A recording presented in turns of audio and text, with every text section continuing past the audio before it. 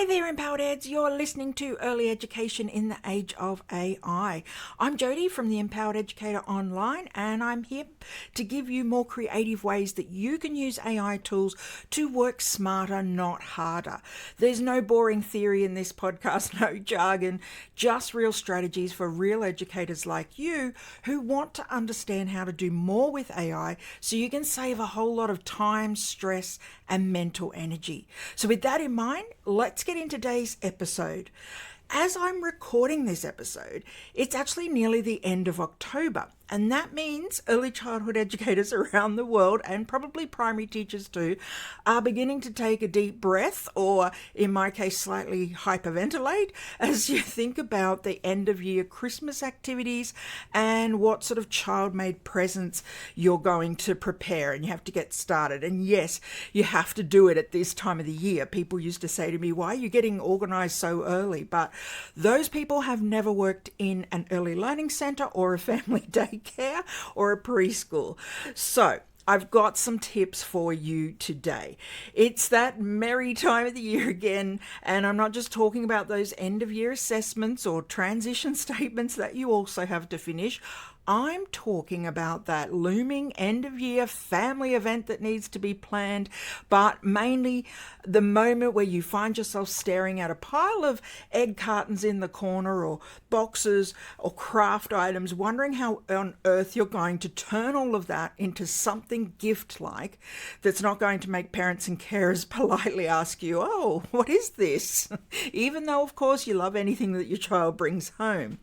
I've already noticed my Christmas activity pins on Pinterest being shared more often, and I've seen about 20 posts, I guess, in the last week and a half in educator Facebook groups already asking for quick, easy, meaningful gift ideas for children, or from the children so that they can make them, which, you know, if we're going to be honest, it's basically asking for a miracle. Quick, easy, meaningful, pick two maybe on a good day when nobody's called in sick.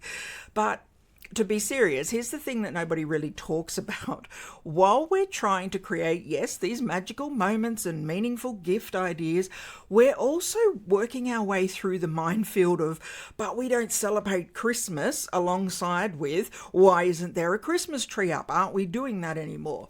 We're trying to use recycled materials because, well, you know, budgets and the planet, obviously, but we're also trying to make something that doesn't look like just recycled materials that we haven't put any effort into. And it's a real balance between us putting in effort and it coming from the children as their effort. And somewhere in all of this, we're also supposed to keep documenting their learning and make it inclusive for every single child, regardless of their needs or abilities. And of course, have it all wrapped and ready by the last week of term before we go on a break for the holidays. So no pressure then. So let's have a real conversation today about how we can use AI, yes, AI, that's why you're listening to this podcast, to take some of this pressure off. So I'm going to explain how a 5-minute chat with an AI assistant can save you hours of Pinterest or Google Christmas craft ideas scrolling, and actually give you some ideas that are going to work with real children in real early learning settings. So not the Instagram children we all see, all those GIFs that people lovingly put out pictures of that stress us out at this time of year, that these 2-year-olds all apparently have the fine motor skills of Swiss watchmakers or something. You and I both know they haven't created those. So we're going to talk about 3 things that'll actually help you survive, thrive through this end of year madness. So first, how to get some gift ideas that match what you've already got in your craft materials cupboards and what your children can actually do on their own. So we're trying to avoid that whole go to the $2 shop and spend $200 on Christmas craft that we only use once a year. And second, we want to know how to make these activities work for all children in your groups without having to create 17 different versions of something.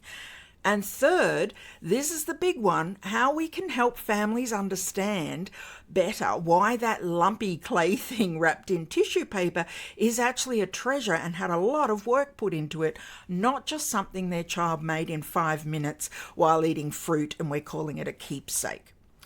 So let's start with the biggest challenge. I think it is the biggest challenge anyway. First, figuring out what to actually make and not overthinking it. So I want to reframe this whole thing for you right from the start, because here's where I often see educators, including myself, go wrong. We think, what can the children make for gifts? When really we should be thinking something along the lines of, what process can the children enjoy at this time of year that happens to result in something giftable for parents and carers who are probably, let's face it, expecting to see something like a perfect plaster cast handprint and nice poem decorated in Christmas colours. So hopefully you can see the difference there. One has us stressed about the end product, and the other has us focused on what actually matters. And that's whether it's in January, June, or December. The learning, the exploration, that excitement of creating. So the gift, of course, is a lovely bonus of the process, but it's not the point of it.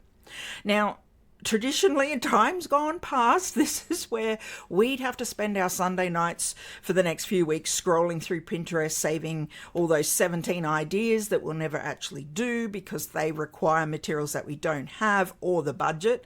And most importantly, skills that the children haven't developed yet and we don't expect them to have developed yet. Or roughly 3 hours per child to complete, that big checklist you have of names that you have to check off who's done their gift, and it can go on for months. And let's not even talk about the ones that casually mention hot glue gun, like we're going to let 2-year-olds near that activity. So this is where AI can again become your trusty assistant. I sound like a broken record sometimes saying that, but that's the whole point of this podcast, really. But it's not in a type something random and hope for the best way. We're going beyond that. I'm going to clarify for you exactly how to have a conversation with AI that gets you what you actually need for this time of year. So let's say you work maybe as a family daycare educator and you've got a mixed age group, some toddlers, a baby, some preschoolers. Maybe you've even got an after schoolie coming in the afternoons. So you've got a cupboard full of random bits and pieces that we all have, bottle tops, cardboard tubes, those foam shapes that you got 3 years ago that nobody's really touched, that you thought everyone would love. And your budget is basically whatever's left in petty cash at the moment, which is about $12, and it's got to be shared between everything, including the food budget next week. And then you need something that can be done in stages, because getting 20 minutes of uninterrupted time is a bit like finding a unicorn, especially in these last 3 months of the year. So here's how you'd actually talk to an AI assistant about this. And by the way, if you're an AI Empowered Educators member, you could literally have this conversation really quickly with AI Assistant Eden environments, or if you want a more done-for-you option, use my Junk to Gem AI Smart Form that'll give you a list of ideas in seconds, personalized to your resources. You tell it what resources you've got and your children's current interests, and then it'll give you something back in seconds. But even if you're using the free, say, ChatGPT or Google's Gemini versions, this approach still works. Instead of typing something like Christmas gift ideas for preschoolers, which will give you pretty much the same generic stuff everyone else is getting, and you could have come up with yourself, let's be honest, you want to be specific about your reality.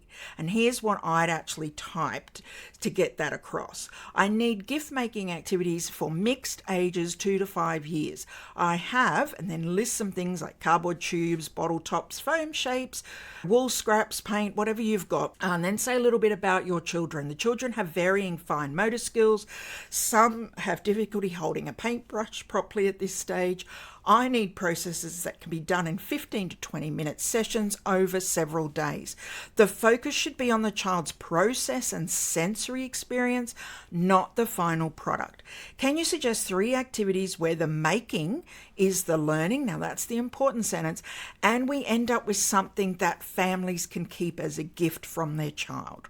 So you can see what I did there. I told the AI my actual situation, well, my example situation, not some fantasy land where all of the children can thread beads already and cut in straight lines and I've got an endless supply of craft materials.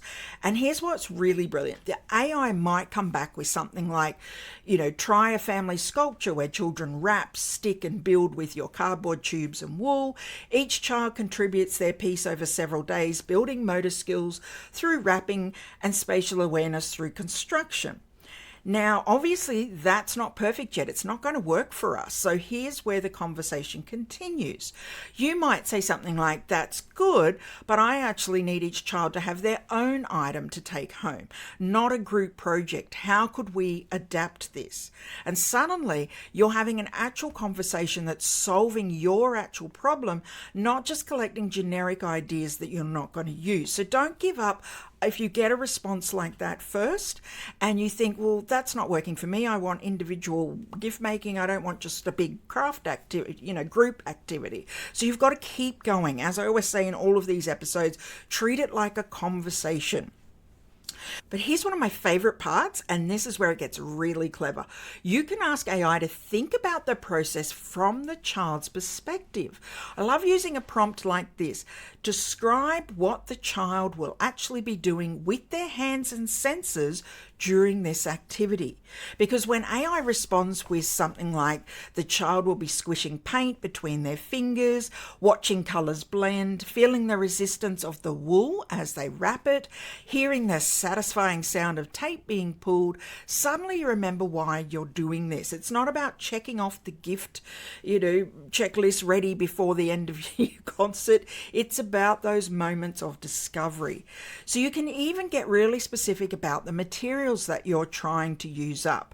So last week, I actually had an educator mention to me that she had this big massive bag of milk bottle lids, different colours that she'd been collecting all year, which of course we all do because we know we're going to use them for something eventually.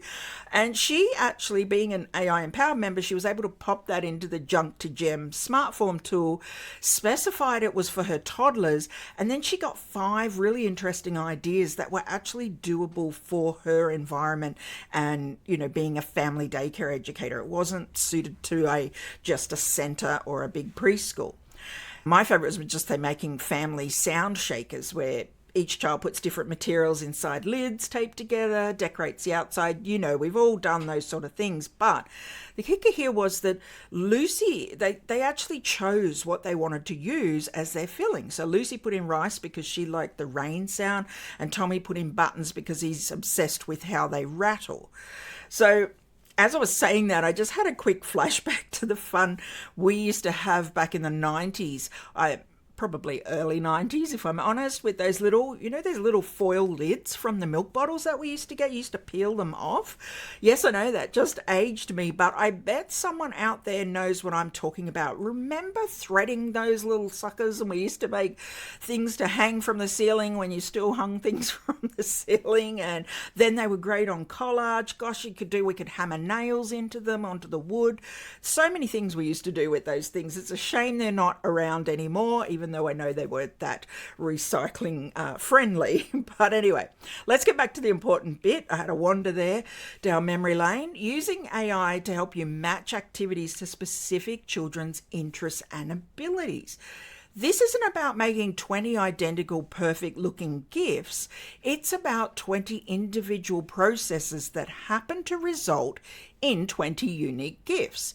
So you could literally say to AI something like, I have a child who loves dinosaurs but struggles at the moment with fine motor tasks. How could we adopt a gift-making activity to include dinosaurs but keep the motor demands simple? And instead of spending your lunch break trying to figure this out yourself, AI might suggest create dinosaur fossil prints in clay using toy dinosaurs. The child presses, not sculpts, and the pressing action builds hand strength without requiring precision.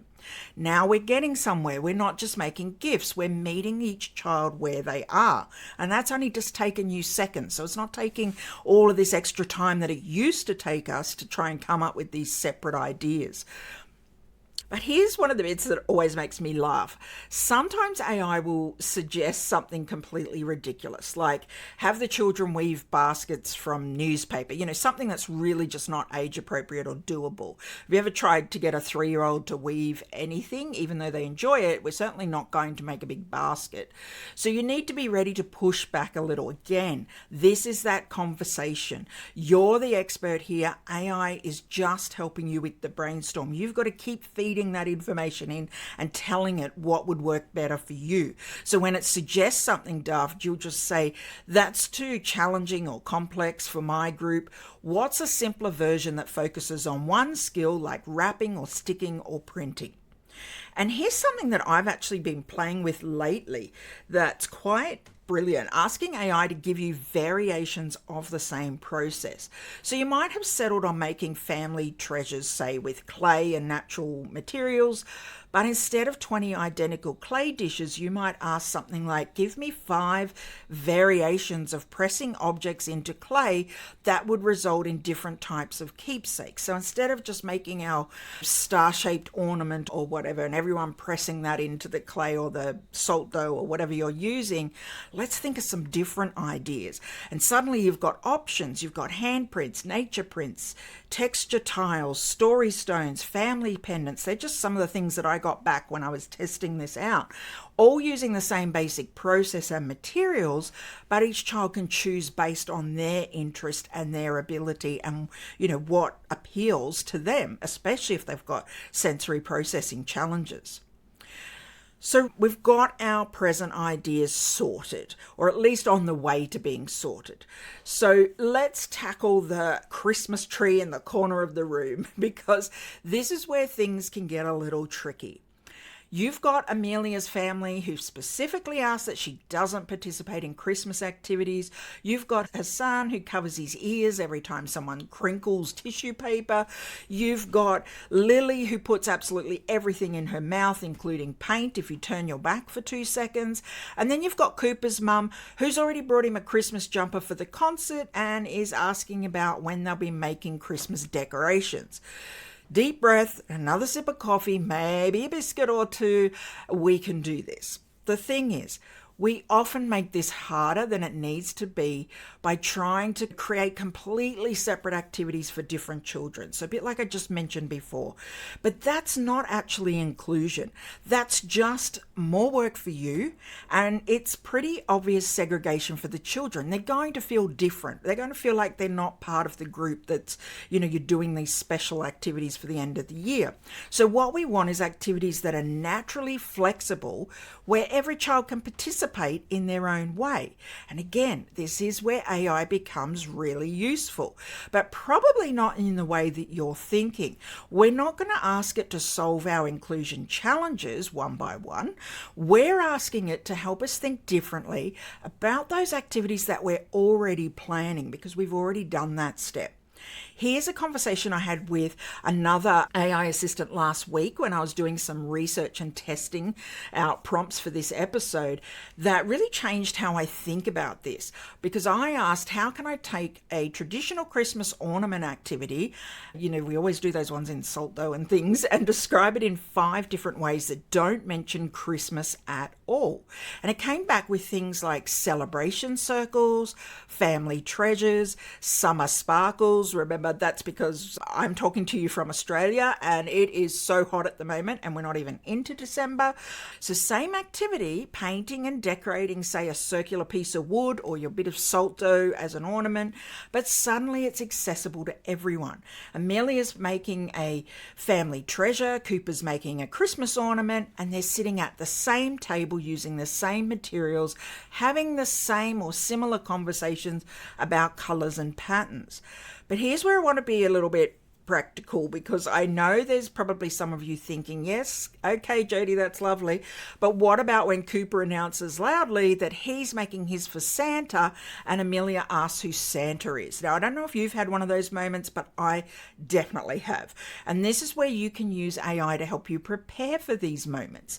So try something like this ahead of time. Give me simple, respectful ways to respond when children notice others celebrating differently. And you might get suggestions things like families celebrate in different ways. Cooper's family has some special traditions and your family has different special traditions. Isn't it interesting how we can all have different ways of showing love?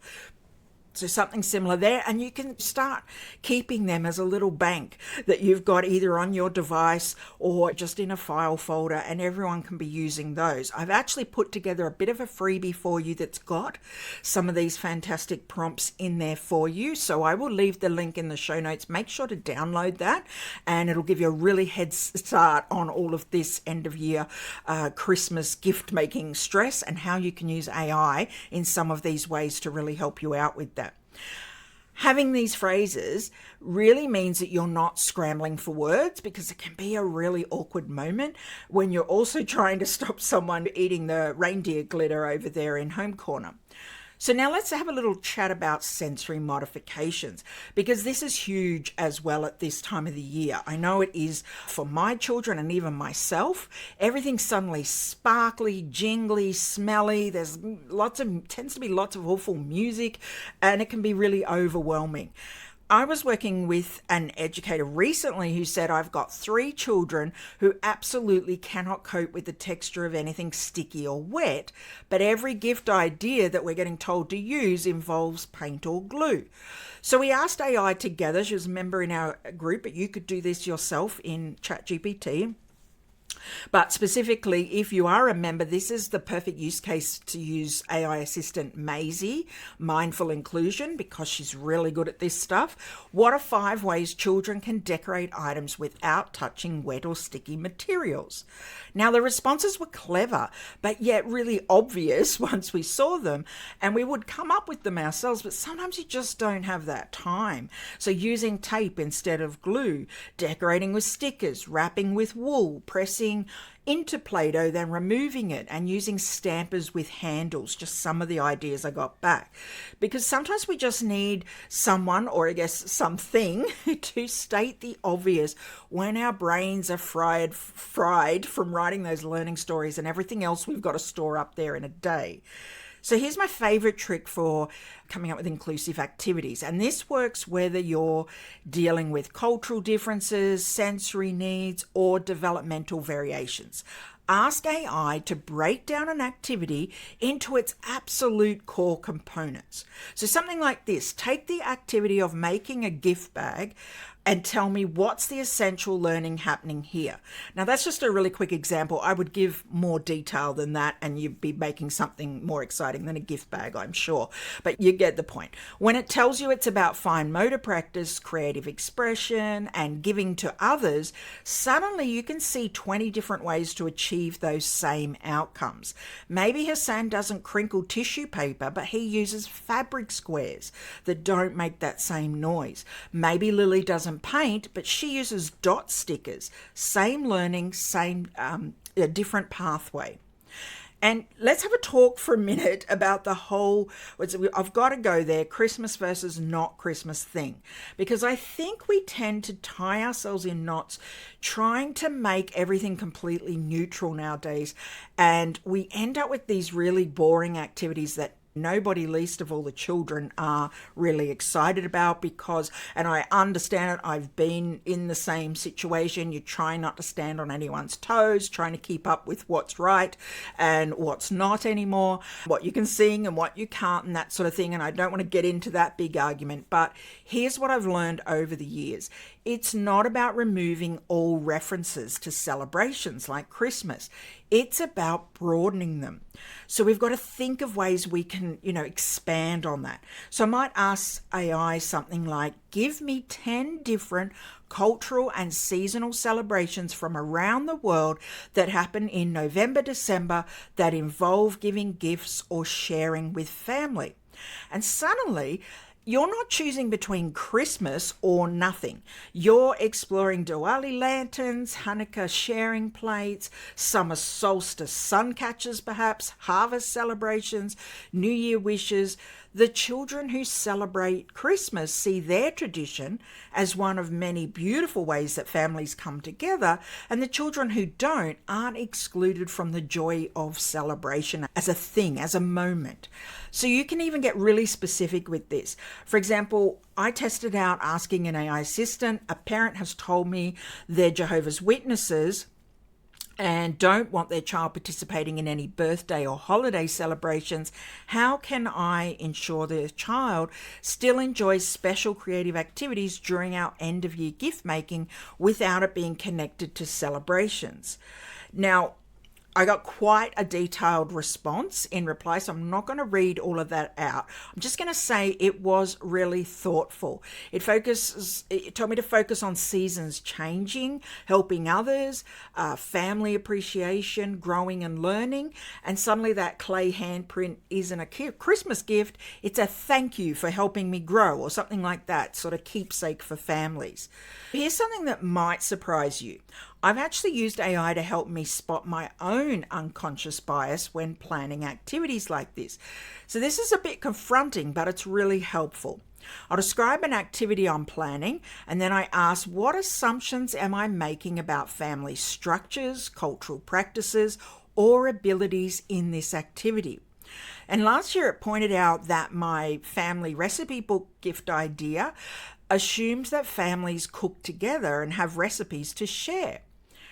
What about children in care? What about families who rely on food services? What about families where cooking isn't a cultural practice that they want to share? These are things I really had not thought of. So it helped me to adapt it. It became a favorite things book where children could share anything their family enjoys together. Maybe it's a song. Maybe it's a place that they go often. Maybe it was just sitting together in a favorite spot. Same activity sort of structure, but actually inclusive. And speaking of these sort of practical adaptations, let's talk about modifying for different abilities without making it obvious or feeling like it's patronizing to the child. And again, this is where AI can be helpful to you, just to help you think a little bit more creatively in this moment. For example, I have a child with limited hand mobility who struggles to grasp tools. The class is making printed wrapping paper using stamps. How can this child participate authentically? Instead of the obvious help them or do it for them type response, AI suggested things like this to me: attach stamps to larger handles like wooden blocks, which I have actually done and it worked really well over the years. Use roll-on applicators. I have also done that, but it is very hard to get that little ball out of those roll-on drones. I do have an old blog post on my blog, theempowerededucatoronline.com, if you want to check that out. I'll try and remember to leave a link, but it is an older post, but it does show you how we got the ball out of the applicator, and they're really great for little toddler hands as well. Create prints using wheeled toys dipped in paint, another great one we've done. Or use the child's wheelchair wheels to create unique patterns on a large sheet of paper outside. The last one, I thought that was really genius. The child's wrapping paper ended up being the most sought after because it had these amazing track patterns, really unique, that nobody else could create. So it was obviously only from that child. Now we want to try and help families to see this same sort of magic that we see when all they see is it just looks like a mess, or they've just been playing and this is the end result. So this is where we tackle what I think is actually the hardest part of all, helping them understand why that lumpy, slightly damp thing what we've wrapped nicely in tissue paper is actually a masterpiece of learning and development. You know, instead of that perfect handprint frame that they were probably expecting. Because let's paint the scene. It's pickup time. You've spent 3 weeks on these gifts together. There's been paint in hair, glue on tables, and at least one incident involving that red and green glitter that we won't discuss. Little Sarah proudly hands her mum we'll call it a something, and it might be a pot, it could be a paperweight, it's definitely brown with splodges of red. And you watch as mum's face does that thing, you know, the one where she's trying to look pleased while clearly thinking, what am I supposed to do with this or say about this?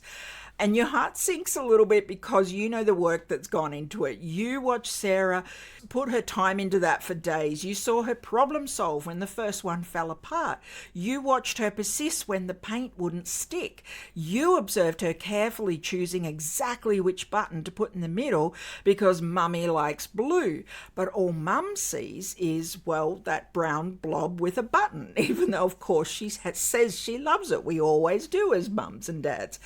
This is where documentation, your documentation, can become really important. And that might surprise you, especially when we're talking about communicating with parents. But here's the key. I'm not talking about documentation as you usually think about it. I'm talking about I'm not talking about that 3-page learning story that nobody's going to read, least of all the parent. I'm talking about making the invisible visible in a way to parents that's quick for you to create, which is important, but also meaningful for families to receive. So here's how AI can shift perspective on this. Let's start with what you've actually got. Those scribbled notes, perhaps, that you jotted while Sarah was working. They'd probably say something like, Sarah, 10 minutes mixing paint, very focused, said too wet, added more powder, tried again, chose blue button, mummy's favourite. You've got that as a quote. Now, traditionally, you're probably going to sit down at rest time or on your weekend time and turn that into something more meaningful. But what happens when you give those exact notes to AI with a prompt like this? Turn these observation notes into a short, warm message for a gift tag that helps the parents see what their child learned while making this. Keep it under 50 words and focus on the child's process, not the product. So if notes there, I'm not going to read the notes out again, exactly what I just read to you, but you just copy your notes in. And back came something like, Sarah spent thoughtful time creating this for you, carefully problem solving when her paint mixture wasn't quite right, and persisting until she got it perfect in her eyes. She specifically chose the blue button because she remembered it's your favorite color. Her focus and determination were beautiful to watch. 30 seconds, that's all that took. And suddenly, mum's not looking at a brown blob, she's seeing her daughter's thought process, persistence, and love. But here's where we can make this even more useful. You can ask AI to explicitly connect it to learning without using that early childhood or teacher framework type jargon that we use. For example, add one sentence about what development this shows, but write it in simple language a parent without child development skills and training would appreciate. And you'll get something like, this kind of careful thinking and problem solving is exactly the foundation she'll use when learning to read and solve maths problems later. Genius, I thought. Now, mum's seeing that this brown blob is actually evidence of really important cognitive development, and that is really helpful for a parent to see. So let me give you another real example. And this one is a real example. It actually made me tear up a bit when an educator shared it with me, because she had a child, Marcus, who had significant speech delays, and he'd made something that looked like, being honest here, a paper towel roll with a string around it. That was it. The educator had noticed so much during the making but struggled to put it into words out of her head. So she used AI like this. Help me write a gift tag for a non-verbal child's creation. He spent 20 minutes carefully wrapping string, unwrapping when it wasn't right, and rewrapping. So you're bringing your observations in here. He brought it to show me 6 times. When finished, he hugged it before wrapping it. The gift is for his grandma who he lives with. And the AI came back with, Marcus worked with incredible patience creating this specially for you, returning to perfect it again and again. When he finished, he gave it a hug before wrapping it, his way of putting his love inside before giving it to you. The concentration and care he showed was extraordinary. Now, when Grandma read that, and I know because she came back to tell the educator, she said she finally understood what the educators meant when they said Marcus was communicating in his own ways. That paper towel roll tube became one of her most precious possessions and still gets hung on their Christmas tree as part of their decorations. So let's talk about making this process actually more manageable, because I know that you're probably thinking, I've got 25 children and approximately 3 minutes per gift tag, Jody. And I have been there too. So here's my system, and I know it's saved educators in my AI Empowered Educator membership hours. So while children are making, just voice record some quick observations on your phone. Just talk Lily mixing colors. I'm meaning really short notes. If you prefer, just put them onto some sticky notes or something like that. Takes 5 seconds. So preferably don't write, talk to make it faster. And at the end of the session, use AI to just batch process a whole heap. And use a prompt like this. I have quick observations from gift making. For each child, create a 2 to 3 sentence gift tag message focusing on their process and effort. Here are my notes, and you're going to paste in all of your observations. Or you could take photos of your sticky notes if you wrote them down. Then for each message, add one line connecting this to, say, whatever you're focusing on. It might be school readiness skills or fine motor skills, whatever it is that child's goal has been in this part of the year. But use parent-friendly language. And then you've got 25 gift tags in under 5 minutes. And I'm not exaggerating there. You can definitely do that. But here's where we can even get a little bit smarter about this. Those photos you took while they were making these masterpieces, the ones showing their concentration faces, their paint-covered hands, their proud smiles, the arguing over the paint. Create a little QR code that links to a simple Google Photos album or something similar, whatever you use. Put the QR code on the gift tag with "See your child creating this gift." It's a really great way to sort of bring us forward into the modern world, because families get to see the process, not just the product. And you didn't have to create individual photo stories for everyone. This is something you will also get if you want to download the freebie that I've put together for you. I've put a whole lot of gift making prompts in there to get you started, just to help you out and make it really fast process, because yes, we are already in near the end of October and November is fast approaching. So make sure you download that if you want to get going on some of these ideas really quickly. Now, some of you are thinking about those more formal pieces of documentation, perhaps that's required for the end of year. Perhaps you've got to do an end of year summative assessment, or you want to create something a bit more substantial for families, maybe some sort of learning journal.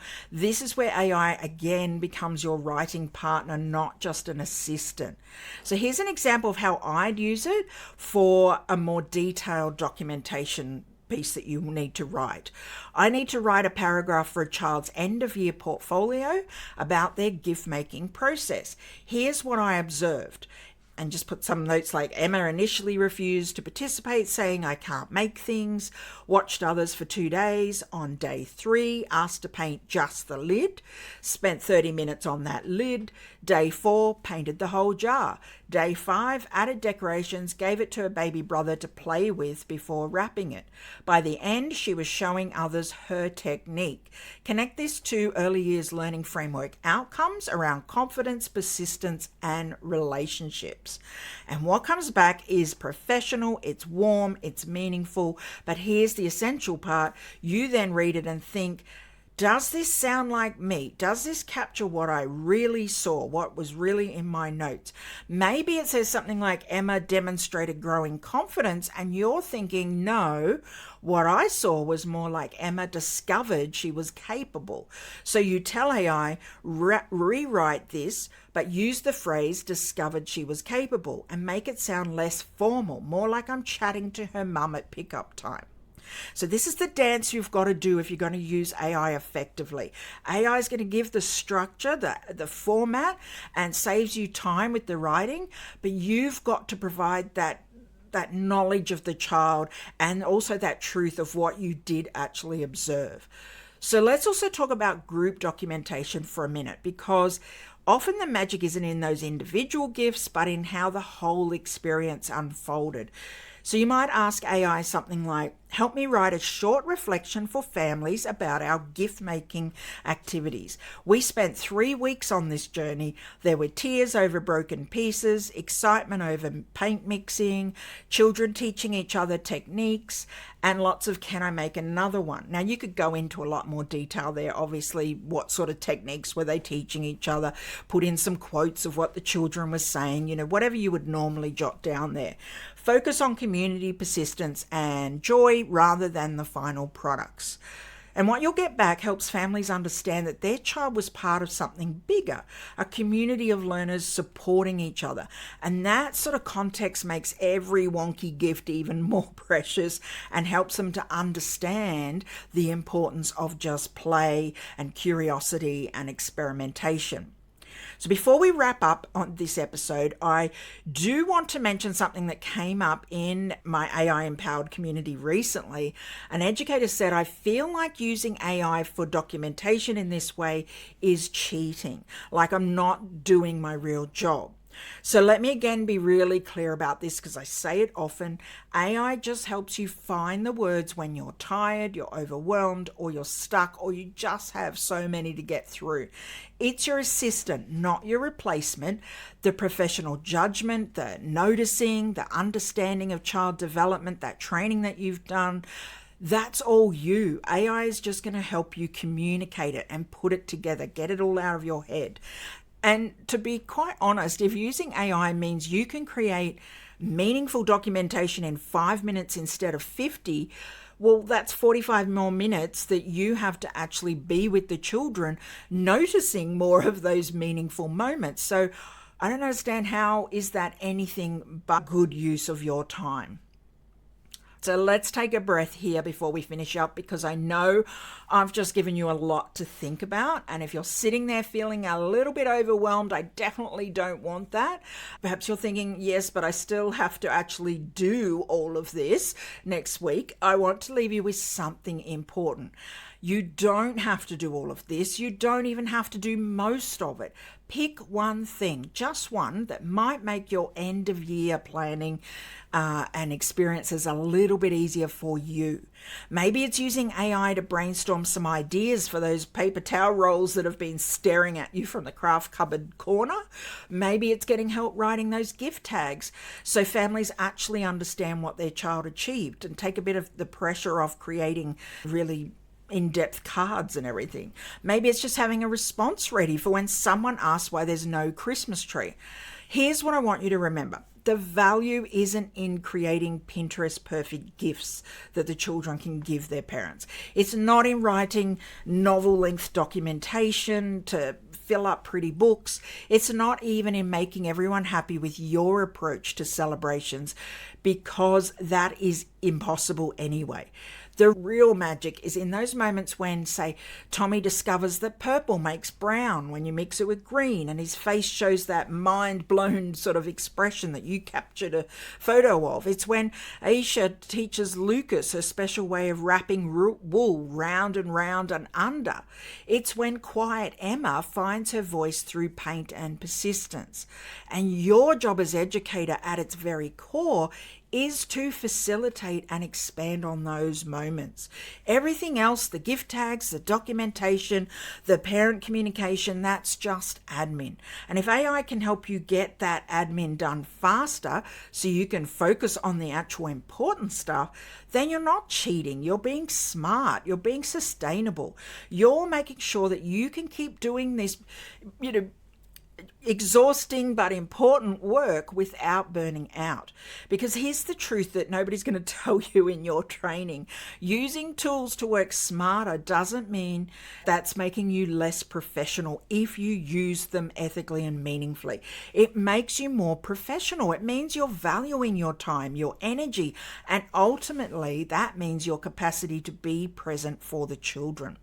So here's your official permission slip if you need it from me. It's okay if the gifts aren't perfect. It's okay if you use AI to write your documentation and help you out there. It's okay if some families don't get it despite your best efforts. It's okay to prioritize your well-being and sanity during this chaotic time of the year. It's a stressful time of the year. I know, I've done it in outside school hours care. I've done it in preschools. I've done it in family daycare on my own, making all the gifts for parents. And I think somehow you feel a little bit more pressure when you're a family daycare because you often have closer relationships with the parents because it's just you. But what matters here is that you're showing up, you're trying, and you're keeping the focus on what actually matters. The children's learning, their curiosity, and their joy in the moment of play.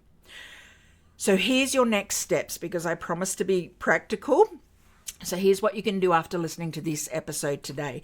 If you're feeling brave and ready to try AI with some of these tips, go and download that freebie I told you about because it'll give you a really great head start.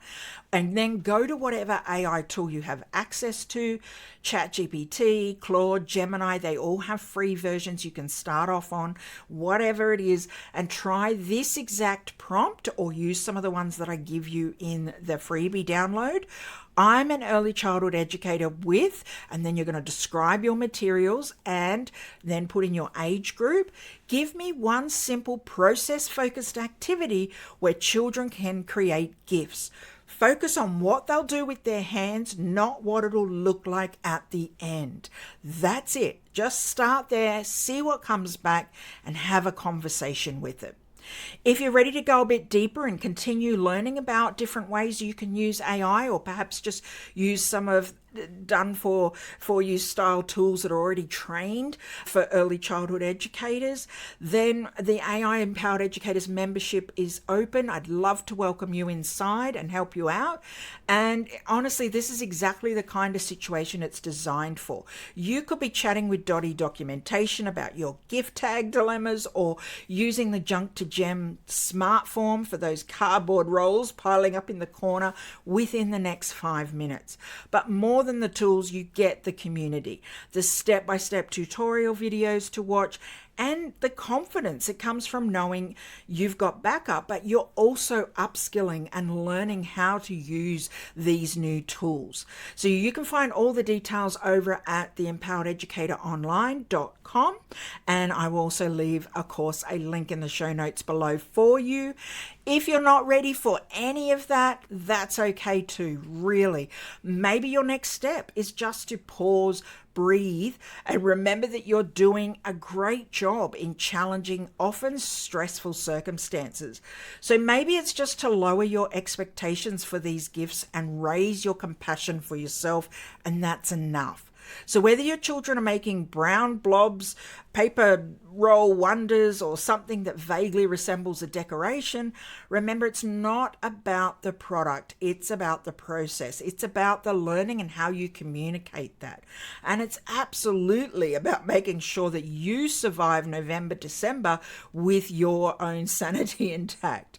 You've got this, and if you do need extra help, I've got you. Come and see me inside the membership.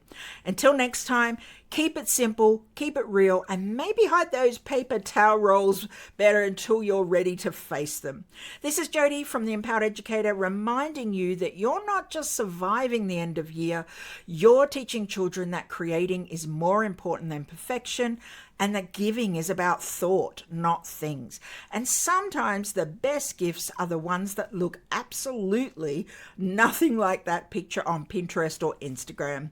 Take care of yourselves, everyone. I'll be back with more tips and strategies to use AI in your work next week. Talk to you soon. Bye.